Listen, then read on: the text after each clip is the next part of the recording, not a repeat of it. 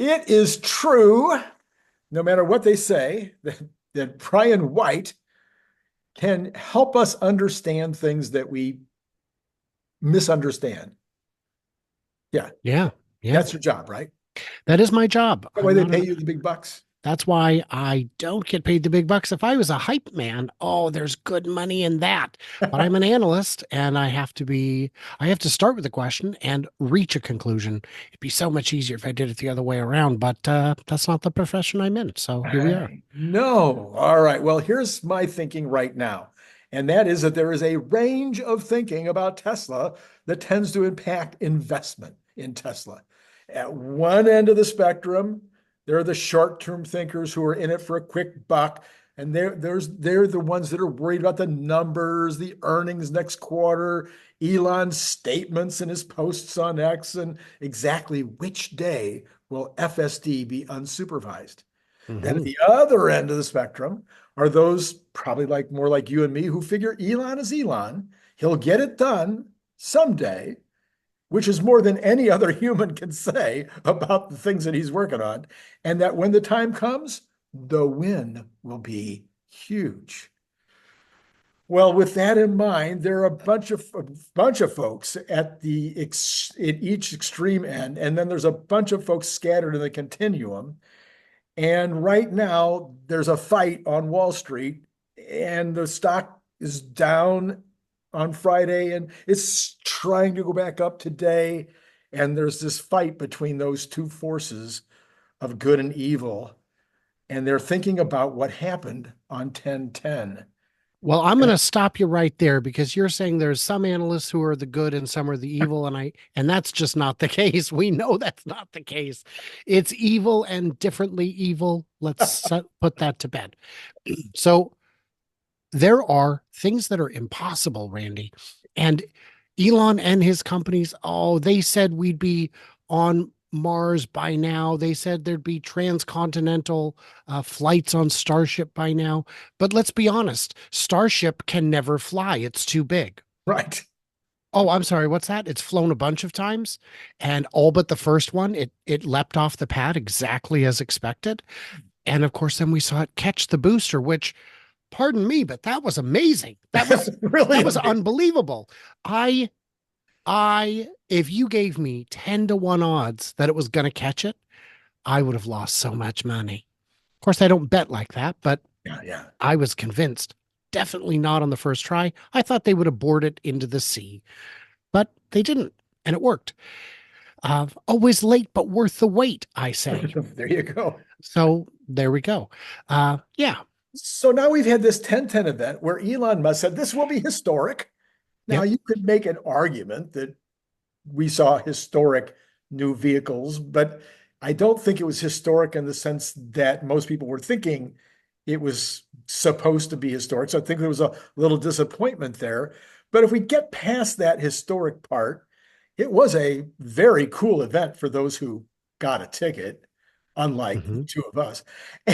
And and there was some cool stuff that we saw, but I don't think it was what anybody was expecting. I don't think anybody really got their optimal kind of results out of 10/10. But my big number one question, and I think your number one question, and we've decided to service this question twice, once on Hmm. your show and once on my show. And yours is going to be up and running at exactly the same time as mine is up and running. So if people want to hear my understanding of why 10/10 happened when it did, that's the big question. Why did they do it now? Why did they introduce the cybercab now? What was on their mind? What was this show supposed to accomplish? You can go over and hear my version of that answer on Brian's channel, or you can currently, well, hang in here no matter what, because we definitely want to hear what Brian thinks. So, Brian, the cybercab is apparently a couple of years away from production. The introduction of robotaxi might be, if you got the words right, if you unscrambled the exact words that were stated, maybe we're going to have cybercabs. I mean, not cybercabs, but robotaxis, Model 3, Y, S, expects all those mid next year, sometime in California and Texas. Why then did we do it on 1010? What was the job? What was the 1010 supposed to accomplish? So the short answer is it's show and tell. Everybody loves to play show and tell. And when you've got cool toys, you really love show and tell. So he was able to show off the coolest things that arguably have ever existed. If this demo had happened 10 years ago, it would have been earth shattering. But of course, these things did not exist 10 years ago. They did kind of, some people had things kind of like them, but not like what we saw. But these are still very cool and unprecedented things. Show and tell is fun. So why now? Why does Elon say, why is it in October of 2024 when it's not going to be ready for years? And the answer to that, I believe, is this was originally announced in April, 4 months away on 8/8. It became clear in the weeks leading up to 8/8, we ain't close to ready. They pushed it to 10/10. They could have just canceled it, but canceling it, I think, would have been a bad look. Bad look. I think Elon had higher expectations in April than were realized in October. I think he believed that by 8/8, certainly by 10/10, the demo could have been what it should have been. And what it should have been was a true AI demo. If you watch this on my channel and came over here to check out this part of it, here's the answer I teased. What we needed to see was an actual AI demo. The actual AI demo would be Grok integration on Optimus. Yes. So instead of having a man behind the curtain pulling the levers, they were genuinely free and autonomous. They were genuinely capable of answering questions to the best of their ability. And we know they didn't because they admitted as much. But also with the cybercabs, if they were really that close to ready to go, and I don't mean 26, I don't mean 25, I mean Q1 25, they wouldn't have had 20, they'd have had 100. And they wouldn't have driven around the Warner Brothers lot. They would have driven outside the Warner Brothers lot. They would have picked you up, given you a quick tour around the neighborhood, whichever way you wanted to go, and brought you back. That would have been a very, very convincing demo. I think the stock would have popped, and it didn't. The bubble popped. And so we saw, if you look at the stock chart over the past week, you will see a precipitous fall the day after 10/10 because Wall Street came with expectations. They were not met. They wanted to see something actionable. They wanted numbers they could put into their spreadsheet, and they wanted them to be within the next quarter or three. They really didn't get that. We may see 3 and Y robotaxis next year. We may not. Elon was quick to admit that sometimes his timelines are a little ambitious, a little blindly optimistic. And you have to be blind because you cannot always predict the future. I know that my favorite rock star will die. I don't know if they'll die this year or in 50 years, but when they do, I'll say, ah, I knew they were mortal. But I don't think that's quite as impressive. Okay. All right. So we had an event that fell flat because the timeline was too long and the specialness was not quite there. Would that be fair? The numbers weren't there. We didn't get the dates we needed. Yes, the timeline was too long and vague. Both. Right. It was both. If they said it will absolutely happen on this date because there's a regulatory issue that will be resolved on, then we got it. We know what we're doing. But it's so far out that it is best estimate. And we know how estimates on FSD have slipped. And I've seen a number of smart people who I respect saying, yes, but forget Waymo. Waymo has a wrong approach. Let's look at all the other Chinese manufacturers. Now, they won't be coming to the US with their vehicles because of high tariffs and concerns over FSD level software operating freely on our streets.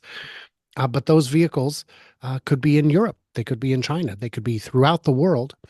And if you've got 50%, 70% of the international rideshare market, taxi market, Then in the US, it's just like this little weird walled garden that's kind of doing its own thing.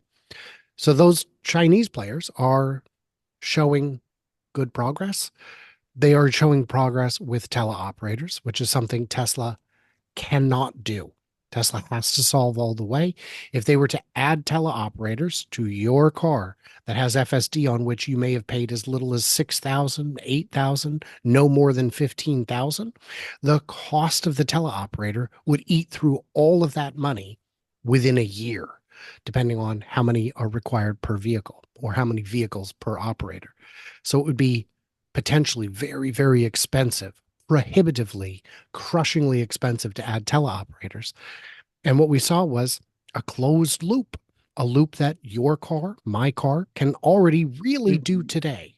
I mean, absolutely. It doesn't have as fancy of an interface, but Mhm. that's just a skin that they put on top of the existing software.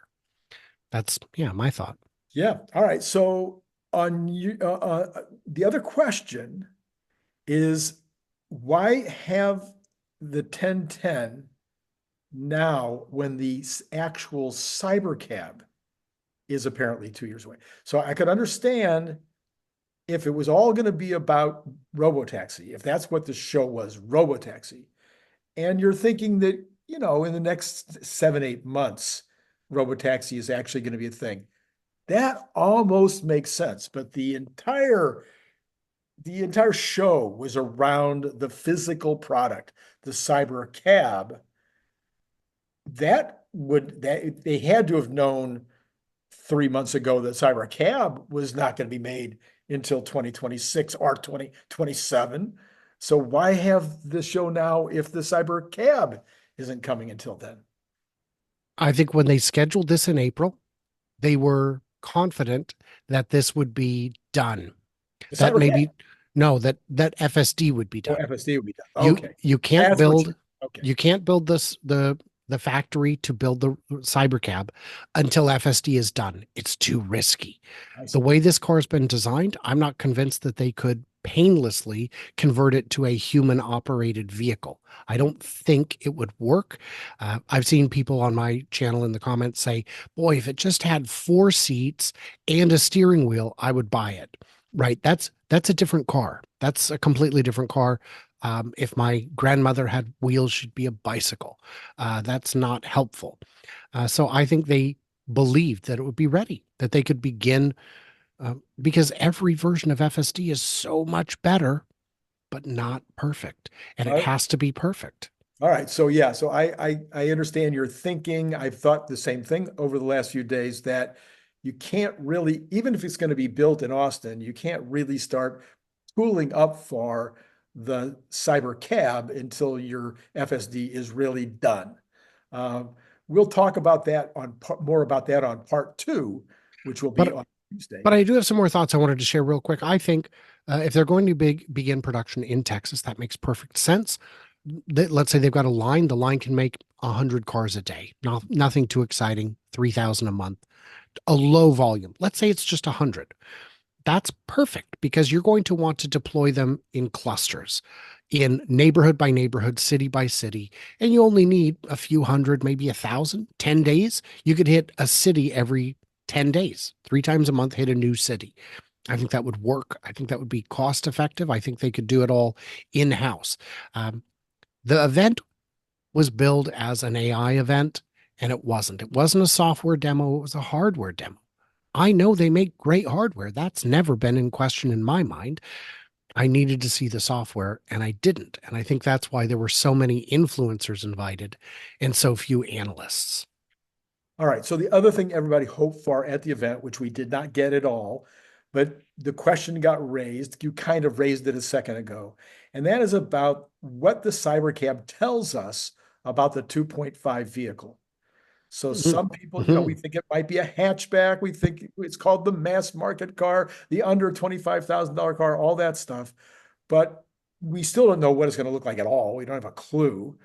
And so, as you pointed out, some people are saying, wow, I like the Cybercab already. In fact, some people didn't even ask for a back seat. They said, hey, it's my get around town car. 2 seats is fine. Put a steering wheel on that baby and let's go. Um, Do you think there's any chance that that's what's happening? Or do you think that it's more in line with our original thinking, which is a slimmed down version of a Model 3 or a Model Y, whatever you want to call it, with a hatchback or something? Or do you think, as some do, let me give you number three first, number C, your third choice, which would be, I've decided not to do the 2.5 at all. We're Mm. going to go straight to autonomy. Boy, I hadn't considered option three. It's definitely a possibility, but I think 2 years plus is too long to go without introducing something completely new. The Model Y Juniper is absolutely coming next year. You have shared with me privately some insights that you have about that. I hope you publish those. Those sound important if they are true. In terms of a cybercab inspired Model 2, Model Compact, I there you could add a drive-by-wire system to it, I suppose. But then you've got to add, now you don't have a rear window. You've got some new complications that arise from that. You've got to add mirrors and power to the mirrors. All of these are things that can be solved, but I think the demand for it would outstrip supply by a terrible, terrible margin. And I just don't think it's designed for that. I don't think it would have the kind of horsepower and performance a human driver would be after. I think it'll be geared, in a way that is best for a leisurely stroll kind of drive. So I don't think we will see a compact based on that. And there are a lot of other things missing. There's no, the whole dynamic is different in a car you drive versus one that was designed with the thought that you never would. Right. So possible strikes me as unlikely. Will we still see a scaled down version of the 3 or Y sold as a compact? I believe so. I believe that's something that they're capable of doing, but I think it may be delayed. I think once the Model Y refresh is out, that it will have sufficient demand to keep the company busy for a while. I think it would make more sense to, Model 3 sales have never been all that inspiring. I mean, yes, they sell well in the luxury or premium segment, and I get it. It's not a luxury vehicle, it's a premium vehicle. There is no arguing that among automotive experts. So I think they still want to do that. I think they still need to do that. I think the fact that we can see that they're making good money on Model 3s, even at 35,000, means that if they cut not very much, they could have one at just say 30,000 with an even better margin. Gary Black would be sad if they don't come out with a Model 2.5.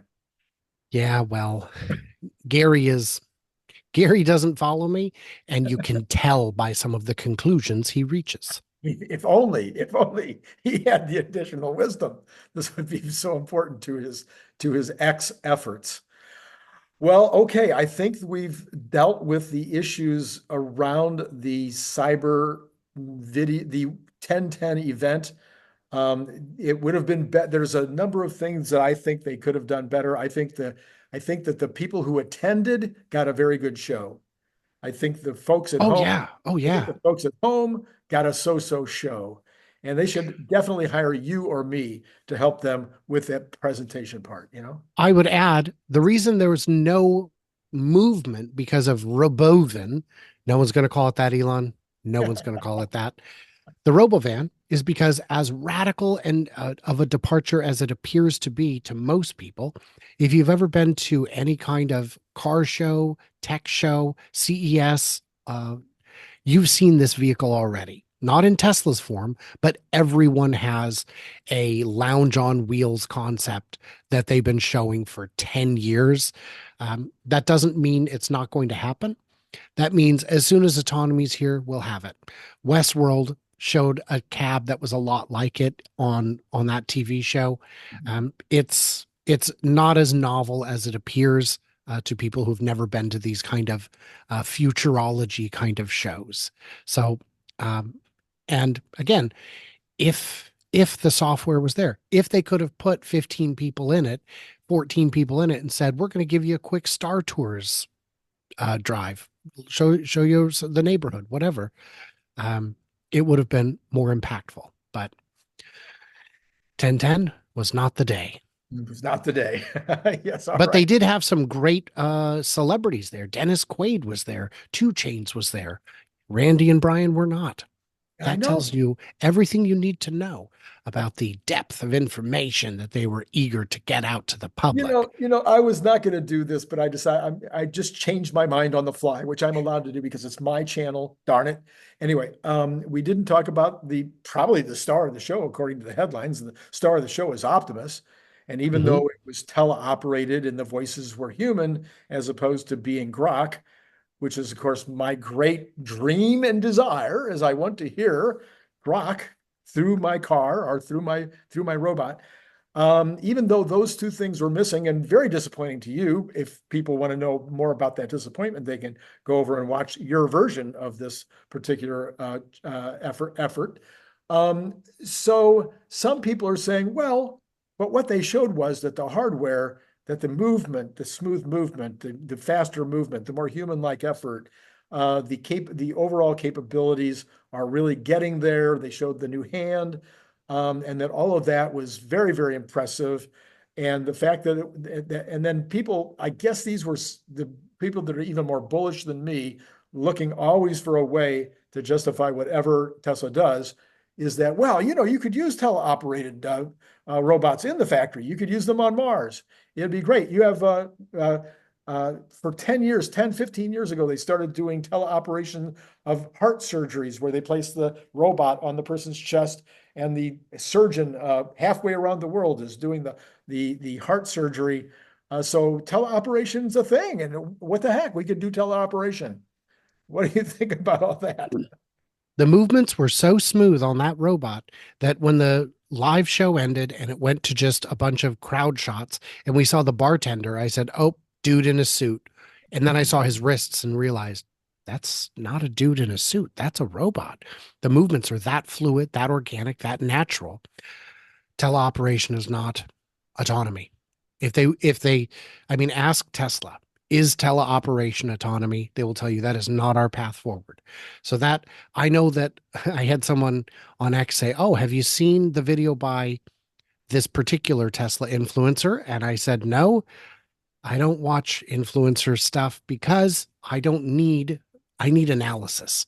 And if that person is going to always say, no matter what, that it's nothing but good news, it's always great news, then I can't trust you. I need you to be honest. I need you to sometimes say this was a mistake. And if you're incapable of doing that, then your input is limited in value. It's as bad as the people who only say Tesla does bad things. No matter how good it is, they go, it's still bad. Guys, let's get back. Let's bring down the volume on the influencers and raise it on the analysts because my gosh, uh, it's it's the bane of my existence, man. It's why I'm not as successful as some of them, is because they have a product to sell and they know that as long as they keep hyping it, they're going to make $1 kajillion.